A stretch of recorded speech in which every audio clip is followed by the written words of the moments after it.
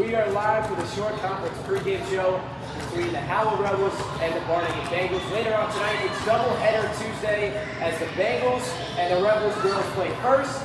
And then later on tonight at 7 o'clock tip-off, well, the Toms River South Indians versus the Howell Rebels. Hello, everyone, and welcome to the first ever short conference pregame show for the Howell Rebels. I'm Matthew Cameron, my co-host today, Billy. Billy, first let's talk about this Rebels team. Let's start with the girls. We'll get to the boys in a moment. First with the girls, it's been a team that we knew the expectations coming into this year, but they have exceeded the expectations, especially with the freshman role of Kylie B. Kylie B has been extraordinary. Back in the Manalapan game, she was unstoppable on the boards. That bank shot, everyone went in with 30 points, I believe, against Manalapan. Yeah, she's unstoppable, but tonight, the key is going to be Kira on the floor with Kylie at the same time. So that's a dynamic duo that's going to be pretty tough to stop. Now, of course, we know Howell's going to be without Gabby Bambo today. She went down with a knee injury, so she's going to be out. So what kind of role do you see Kylie B playing now, especially that Kira is back in the starting lineup this time? And she's going to have to pick up the big shoes to fill. I mean, there's no doubt about it. But I think she can do that. I think that the game strategy might change coach-wise. They may have Kylie back in the paint a little bit more than normal with that dynamic. So they're going to have to change up the game plan based on having Kira and Kylie at the same time. Not bad. Now, one of the biggest things for this Howell team has been the ability to make the shots what they need. They have had times this year where they've struggled a little bit at points, and that could cost them the game. How do you see the skill level today going up to it to take on this Morgan team that obviously is not behind the scenes? It was a whole game for Howell, but the 22-seeded Morgan Bengals coming into this atmosphere at Howell, what do you expect to see from the Rebels shooting wise tonight? Well, my hope is that the girls come out strong, set the tone early, and maybe the part of getting confidence, girls in the part of getting their confidence, maybe wane a little bit. That's key, I think, sometimes too in a game like that, because they're coming in here, they know Howell's record, they know all about us, and I think that they know they're the underdog coming in, so they got nothing to lose. So they're going to come out, but if we can come out strong, set the tone, I think that'll speak volumes. Now, Howell, again, does, as we mentioned, get Kira back. How much of a weapon is that here for Howell? Oh, it's key. I mean, she's key for rebounds. I mean, Kylie is incredible also for rebounds too, but having two people in the paint that can take the ball on a rebound, that's dynamic. Definitely happen. So. Now, going over to the Bengals side for a moment, Emma Thornton, who leads the team with 369 points this year, it's a big threat in the paint. What do you see her role being for the Bengals tonight against Kylie B and Kira McCown, the bigs for Howell? I think she's going to struggle a little bit. I think with both of them in the paint, it might be a little more intimidating than what she's used to. I don't know if she's played against anybody where there's two large girls in the paint. So that could be key there. But I think the confidence level, that we come out strong, keep our girls confident, and then worry about, let their confidence wane.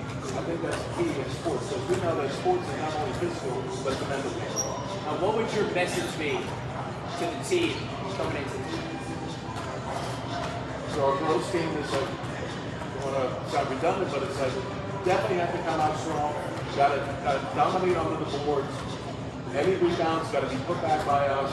I think this is going to be key. Perimeter shooting, if Bella can hit some threes from the outside there, I don't know, like I said, what the game plan is going to be now that we change the starting lineup here. That could be key. But yeah, I mean, if Bella can hit some from outside and they can maintain the boards and the paint and the putbacks, I think that'd be definitely key. But strong, definitely have to come out strong. Now, another one of their big weapons is Gabby Carpenter, who had a good game last week. She's picking it up a little bit. This is her time to shine. It's her last game, possibly the short conference.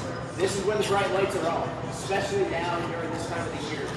How does Gabby Carpenter kind of jump to the next step entering here tonight? What's really interesting is I just have a feeling that her role might change based on this different lineup. She may be the one that is the setup person. She may have more assists tonight than points, just because of the dynamic of having Kira and Kylie both in at the same time. I don't know because I'm not coaching, but that's something that I think might happen. If she's got a good look and she's got a shot, by all means she's going to do it. But she may be more the seventh person tonight. No, no. Now, we definitely know that this team has been successful throughout the season because of points in the paint. It's been able to hit the threes. What is one thing that has impressed you most? And you look at with Bell Marino, right? Key aspect of this team, especially from beyond the arc. Then you got Veronica Nieves who's come in. Kendall Quigley, who we expect to have a little bit of a role here today without Gabby Bambo, another one of the bigs for Howell. What is something that you want to see tonight in order for Howell to jump out today with an early lead, a big advantage, and an opportunity to play later on this weekend? Well, the other thing in the Manalapan game that was pretty interesting is the passing. The passing was dynamic in that Manalapan game. That's going to be key, I think, tonight too.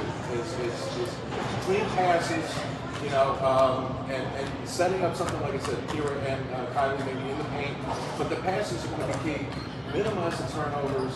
I don't know. That's what it's going to be an interesting game. It's an interesting matchup. And like I said, the first couple minutes will tell the tone of the game and how it's going to go forward.